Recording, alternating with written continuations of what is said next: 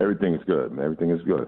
Big Daddy Kane coming to town for the Back to the 80s show, man. I'm going to tell you something. It's a lot of people looking forward to this concert, man. I mean, because not only you got yourself, you got Houdini, you got Al B. Sure. I mean, it's just a whole big deal going on, man. And when was the last time you did a show where it was so many artists? Because I know back in the day, in the 80s, they used to do tours like that, like all the time, where it was like a whole lot of different artists. And then we kind of saw that slow down. So when was the last time you did something like that, man? I mean, we pretty much tour every year, like at least twice a year. Like with Dougie, MC Light, Houdini, several others, Yeah, so we're always on the road. As a matter of fact, I think last year, I believe it was like last year, I was actually in Dallas with LL Cool J and a few others. Yeah, I remember that. Yeah, that was like 2 years ago. Yeah, I remember. 2 years ago, okay. Because it rained that night. I remember it rained, and then the show had to stop, and then it had to start it back up again. It didn't rain on me. Exactly. Now let's go back a little bit, Kane, because I remember the first time I heard you was a song called Get Into It. And I remember it had like the little James Brown sample and all that stuff. And that did well. But then you came with Raw. And I just remember the reaction to that record. It was like, dang, you heard this song, this new cat, Big Daddy Kane. He is in there killing it. And I still remember, like, my favorite line. He was like, so we battle on the microphone, bring your own camera and tombstone, and I'm going to preach your funeral. Tell me who in the world could ever come with more. I get Raw. And Cass was just like, oh, he shut it down with that, man. Oh, thank you, man. Yeah, that was the second single that really jump-started my career. It definitely did. Yeah. And then you came with the album, Long Live the Kane. And before we even got to the music, dog, tell me about the shoot for the album cover. Because I remember Cass was like, man, if I ever make a record, I'm going to make a record and have it look like that with chicks feeding me some grapes or something, man. I know that had to be a pretty adventurous photo shoot, wasn't it? Oh, yeah. I mean, it was great. It was George Dubose' idea, the photographer that shot the album cover. He envisioned it and, basically put it together. And I picked out the young ladies to be on the set that day. And everything came well. I mean, we had a little slight problem once I saw the wardrobe, because I wasn't really comfortable with that white dress or whatever them Caesar things that they wore, but we got through it. We made it happen, and I'm glad we did it. Right. Exactly. And then when you dropped the album, it did well, but then you dropped Ain't No Half Stepping. And to me, I mean, as great as Raw was, to me, Ain't No Half Stepping is like the ultimate Big Daddy Kane record, man. Because I just remember, how everybody reacted. It was like they knew you, but then it was like, okay, this dude is solid. I got to get this album. And you had the video for that too, which brought the visuals with the card game and the boxing ring and all of that, man. Tell me that whole experience of making that particular song. Was there anything? Did you feel it was special when you made it? Did you have any idea it was going to blow up like it did? The song was being well received locally and underground before it was really introduced to the world.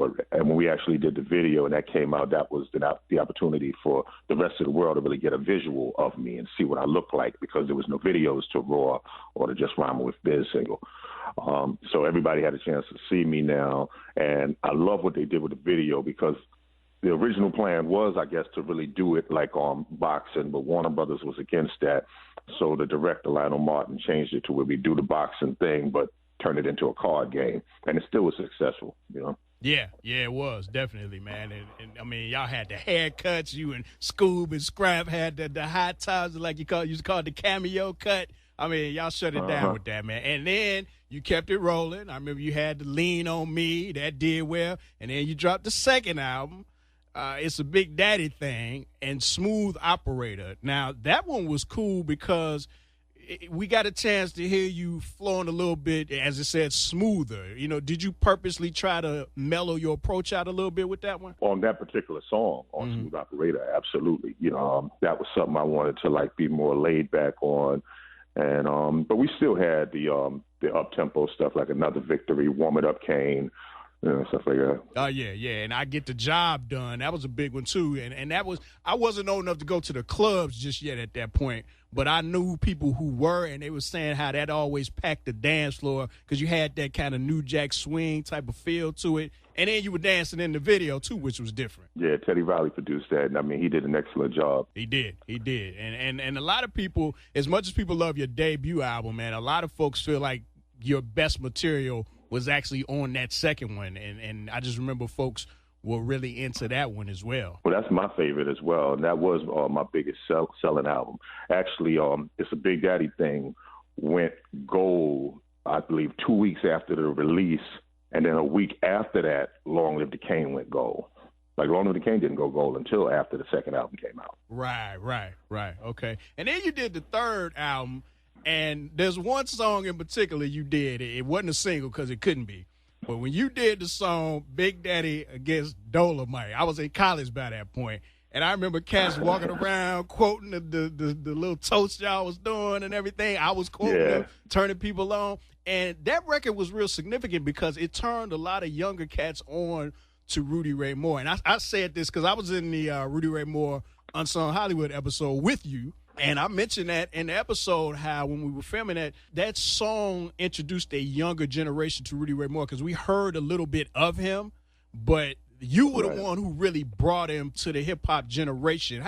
How did that whole collaboration come about in the first place? Like, we used to watch the old Dolemite movies, big fans, myself, Eric B., LL, and somehow Eric managed to get a contact on Dolemite when Eric B. called and said, "Yo, I found Dolemite."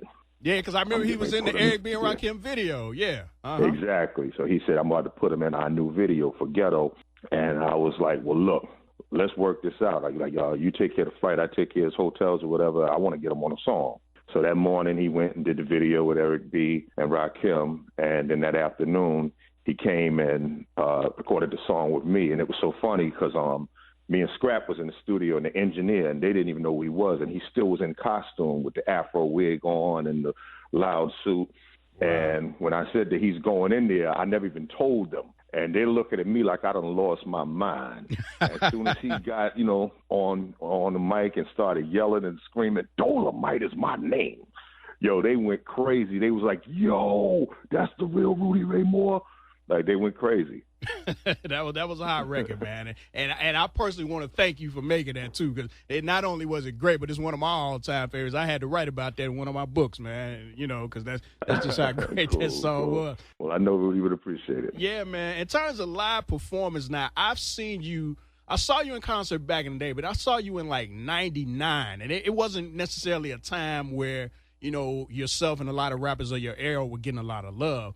But the show was smoking, and it was just at a club. So now you've gotten the chance to get back on bigger stages like the ones you are doing with this Back to the 80s tour. How have you adjusted the show? Have you made it bigger, or you pretty much just sticking to what's always worked for you in the first place? Oh, no, we changed it around a whole lot. We're actually just starting this year. Like, it was pretty much real similar up until the end of last year, but we changed it around a whole lot this year. Okay. Well, we looking forward to seeing you, man. March the 3rd is the date of the Back to the 80s tour coming to Dallas-Fort Worth area, actually in Grand Prairie at the Verizon Theater. Big Daddy Kane, Houdini, Slick Rick, I'll be sure, Force MDs, High Five, Sherelle, and Dougie Fresh, man. We are definitely looking forward to the show, man. And Kane, much success to you, continued success, and keep it going, man, because nobody is tired of the Kane. I'm going to tell you that right now. Well, thank you, brother, and I look forward to seeing you at the show, man. And speaking of the show, I got your chance to win tickets to the Back to the 80s concert coming up inside the Traffic Jam mix. Before the mix is over, you can end up being a winner, and the mix is coming up next on Boom 945.